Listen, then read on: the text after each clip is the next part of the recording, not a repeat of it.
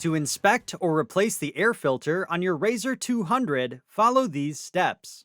Park the vehicle on a flat level surface and ensure the parking brake is set. Next, move to the passenger rear wheel well and disengage the two cover latches on the airbox. Then, lift the tab on top of the cover and pull the cover away to remove. Inspect the airbox cover seal for any wear or damage and replace if necessary. Next, remove the filter by using a rocking and twisting motion. Inspect the filter for excessive debris or damage and replace if necessary. Before continuing, clean the intake and airbox thoroughly with a clean, dry cloth. Next, reinstall the air filter and ensure it is fully seated.